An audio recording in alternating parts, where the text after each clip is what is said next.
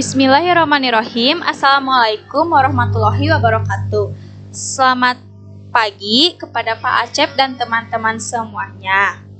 Perkenalkan, kami dari kelompok 1 akan mempresentasikan tugas kelompok yang berjudul Lingkungan sebagai Media dan Sumber dalam Proses Pembelajaran.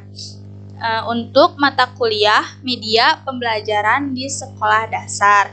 Sebelumnya, izinkan saya untuk memperkenalkan anggota dari kelompok 1. Yang pertama ada Ami Oktima Suharyati dengan NPM 20506096. Yang kedua ada Fikriya Farah Septiani dengan NPM 205060105. Yang ketiga ada Hijrianti Fauzia dengan NPM 205060107. Yang keempat ada Prisciliani Danazipa dengan NPM 205060117. Yang kelima ada Meira Anastuti dengan NPM 205060122.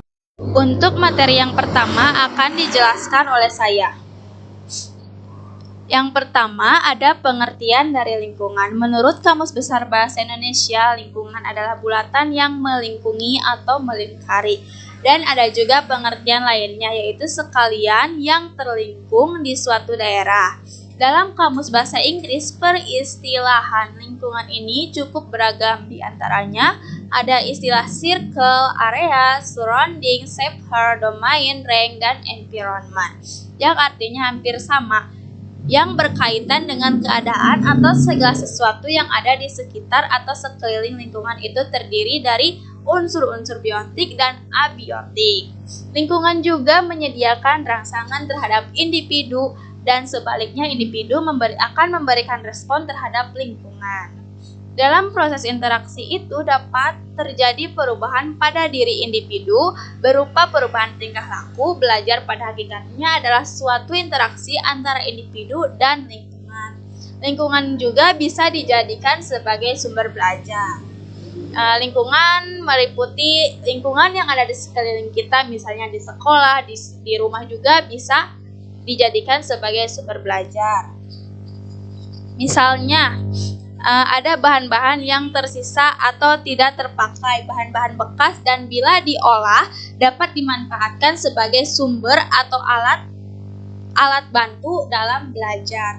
Jadi, apabila kalian menemukan barang yang masih bisa dipakai, itu jangan langsung dibuang, tetapi bisa diolah atau dibuat apa, dan itu juga bisa merupakan sebagai alat bantu dalam proses belajar. Assalamualaikum warahmatullahi wabarakatuh. Perkenalkan, nama saya Fikriya Farah Septiani dengan NPM 205060105. Di sini saya akan menjelaskan mengenai tujuan lingkungan sebagai media pembelajaran. Tujuan pemanfaatan lingkungan masyarakat sebagai sumber belajar adalah untuk mengupayakan agar terjadi proses komunikasi atau interaksi antar sekolah, khususnya siswa dengan masyarakat di lingkungan sekitar. Dengan adanya pemanfaatan lingkungan sebagai media pembelajaran ini, guru juga berharap siswa akan lebih akrab dengan lingkungan sehingga dapat menumbuhkan rasa cinta akan lingkungan di sekitarnya.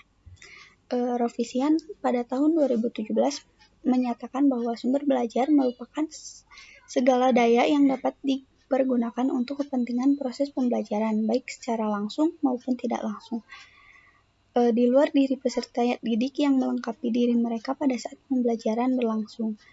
Kemudian Ihsan menyatakan bahwa pemanfaatan lingkungan alam sebagai sumber belajar dapat dilakukan dalam mengembangkan potensi siswa untuk melakukan kegiatan di luar kelas untuk menemukan sebab-sebab sebuah kejadian di sekitarnya, serta untuk mencari hubungan antara fakta-fakta yang ada di lingkungan fisiknya, seperti pencemaran sungai dengan pola hidup masyarakat di sekitarnya dan pelaksanaan peraturan atau kepatuhan masyarakat terhadap hukum.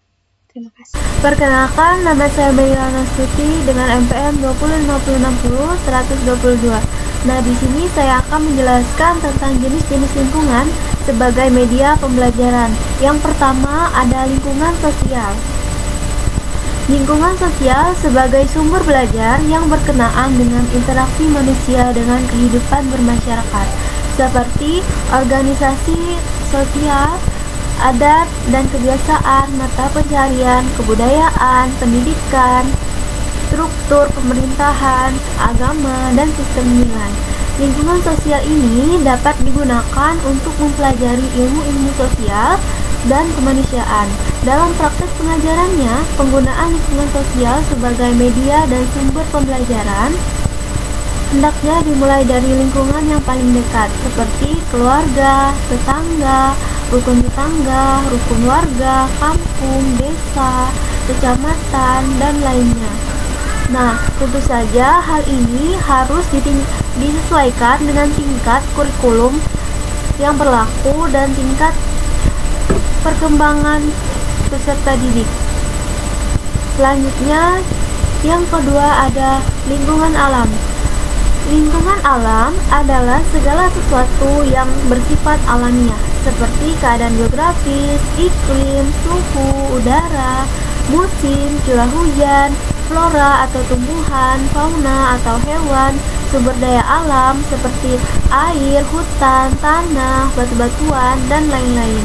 Nah, dengan mempelajari lingkungan alam ini, diharapkan para siswa akan dapat memahami materi pembelajaran di sekolah, serta dapat menumbuhkan rasa cinta alam dan kesadaran untuk menjaga dan memelihara lingkungan serta dapat melestarikan sumber daya alam yang ada.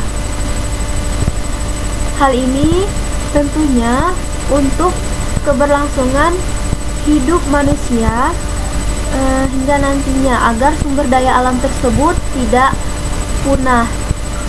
Nah, yang ketiga ada lingkungan buatan. Lingkungan buatan adalah lingkungan yang sengaja diciptakan atau dibangun manusia untuk tujuan-tujuan tertentu yang bermanfaat bagi kehidupan manusia. Lingkungan buatan antara lain adalah irigasi atau pengairan, bendungan, pertambangan, kebun binatang, perkebunan, penghijauan, dan pembangkit tenaga listrik. Nah, dengan belajar lingkungan buatan, siswa dapat mempelajari berbagai aspek seperti dari prosesnya, pemanfaatannya, fungsinya, dan pemeliharaannya, serta daya dukung dan aspek lain yang berkenaan dengan pembangunan dan kepentingan manusia dan masyarakat pada umumnya. Di sini saya akan menjelaskan keuntungan dan kelemahan menggunakan lingkungan sebagai media pembelajaran. Nah, untuk keuntungan pertama yaitu kegiatan belajar lebih menarik dan tidak membosankan dibandingkan duduk di kelas selama berjam-jam, sehingga memotivasi belajar siswa akan lebih tinggi. Nah, kedua yaitu hakikat belajar lebih bermakna, sebab siswa dihadapkan langsung dengan situasi dan keadaannya sebenarnya atau bersifat alami. Ketiga, ada bahan-bahan yang dapat dipelajari lebih kaya serta faktual, sehingga keberadaannya lebih akurat. Keempat, ada kegiatan belajar lebih komprehensif dan lebih aktif, sebab dapat dilakukan dengan berbagai cara menguji fakta. Kelima, ada sumber belajar lebih kaya, sebab lingkungan yang dapat dipelajari sangat beraneka ragam, seperti lingkungan sosial, lingkungan alam, dan lingkungan buatan. Nah, keenam, yaitu siswa juga lebih dapat memahami dan menghayati aspek-aspek kehidupan yang ada di lingkungannya, sehingga dapat membentuk pribadi yang tidak asing dan kehidupannya di sekitarnya, serta dapat memupuk rasa cinta akan lingkungan. Nah, selanjutnya ada kelemahan. Kelemahannya tidak seperti belajar di dalam kelas, pelajaran di luar kelas harus disiapkan secara matang, karena jika kurang persiapan sebelumnya akan menyebabkan ada kesan main-main ketika pembelajaran berlangsung. Kedua, adanya anggaran belajar dengan lingkungan memerlukan waktu yang relatif lama, padahal pembelajaran cukup dilakukan selama beberapa bahwa belajar hanya dilakukan di dalam kelas. Baik, perkenalkan nama saya Priscilia Nida Nazifa dengan NPM 205060117 yang akan menjelaskan tentang teknik penggunaan lingkungan sebagai media pembelajaran. Yang pertama ada survei. Survei adalah kegiatan mengunjungi lingkungan seperti masyarakat setempat untuk mempelajari proses sosial, budaya, ekonomi, pendudukan, dan lain-lain. Nah, dengan survei ini, siswa bisa mempelajari proses sosial, yaitu seperti apa dalam lingkungan masyarakat setempat, budayanya seperti apa, ekonominya seperti apa, dan lain-lain. Nah, yang kedua ada camping atau berkemah. Kemah membutuhkan waktu yang cukup, sebab siswa harus dapat menghayati bagaimana kehidupan alam seperti suhu, iklim, suasana, dan lain-lain. Cocok untuk mempelajari ilmu pengetahuan alam, ekologi, biologi, kimia, dan fisika. Nah, biasanya camping atau berkemah ini suka ada berkegiatan dalam pramuka. Nah, dengan camping dan berkemah ini, siswa bisa mengenal bagaimana itu kehidupan alam, seperti suhunya seperti apa, suasana kehidupan alamnya seperti apa, dan lain-lain. Yang ketiga ada field trip atau karya wisata. Karya wisata adalah kunjungan siswa keluar kelas untuk mempelajari objek tertentu sebagai bagian integral dari kegiatan kurikuler di sekolah. Nah, dengan field trip atau karya wisata juga siswa bisa mempelajari objek secara langsung ya. Jadi, misalnya kita membawa siswa keluar kelas untuk mempelajari suatu objek. Jadi bisa melihat langsung gitu siswanya. Nah, yang keempat ada praktek lapangan. Praktek lapangan dilakukan oleh para siswa untuk memperoleh keterampilan dan kecakapan khusus. Dengan demikian, praktek lapangan berkenaan dengan keterampilan tertentu sehingga lebih tepat untuk sekolah-sekolah jurusan. Yang kelima ada mengundang narasumber. Narasumber yang diundang ke sekolah untuk memberikan penjelasan mengenai keahliannya di hadapan para siswa. Yang keenam ada proyek pelayanan dan pengabdian pada masyarakat. Cara ini dilakukan apabila sekolah, guru, dan siswa secara bersama-sama melakukan kegiatan dengan memberikan bantuan kepada masyarakat seperti pelayanan, penyuluhan, partisipasi dalam kegiatan masyarakat, dan kegiatan lainnya. Misalkan contohnya dalam ada korban bencana alam. Nah, siswa bisa mengumpulkan pakaian bekasnya, terus bisa membagi-bagi sembako. Nah, dengan cara itu akan siswa itu timbul rasa tahu kita sesama manusia harus saling menolong dan sebagainya. Nah, seperti itu. Mungkin penjelasan saya cukup segitu. Saya kembalikan kepada moderator.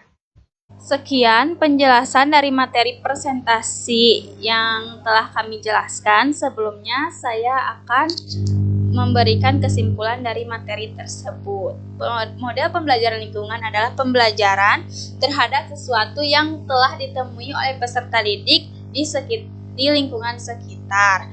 Tujuan untuk mempelajari lingkungan adalah meningkatkan interaksi dan komunikasi peserta didik dengan masyarakat.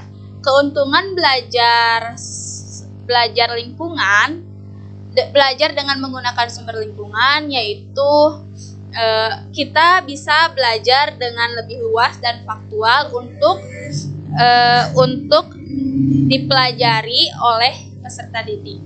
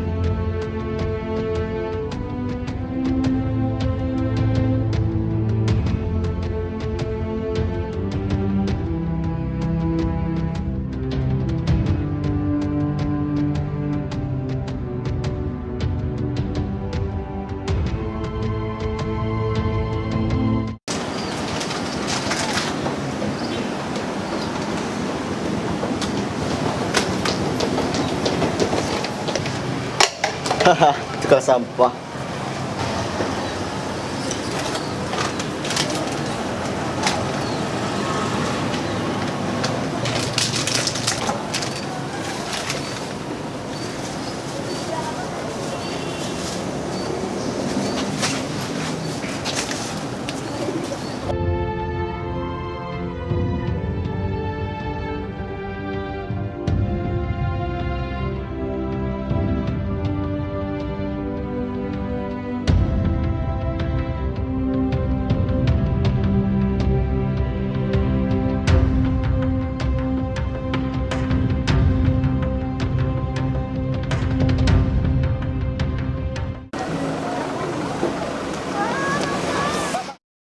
Pak, Banten.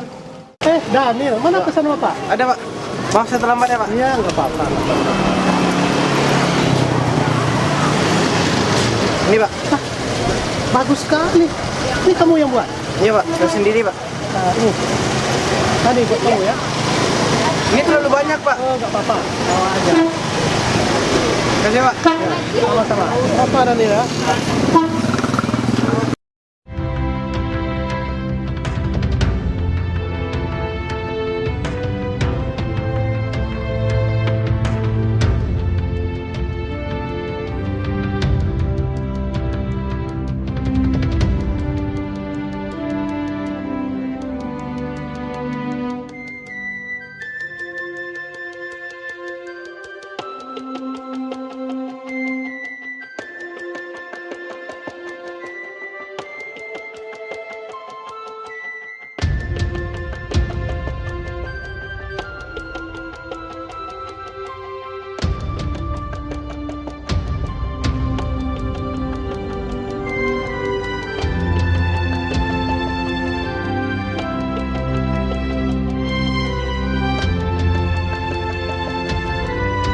Bagi teman-teman yang memiliki pertanyaan terkait penjelasan yang sudah kami jelaskan, boleh ditanyakan kepada kami.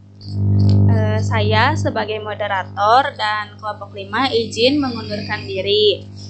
Maka dari itu, kami dari kelompok 5, apabila ada penjelasan yang kurang jelas, mohon dimaafkan. Terima kasih. Assalamualaikum warahmatullahi wabarakatuh. Saya kembalikan kepada Pak Acep.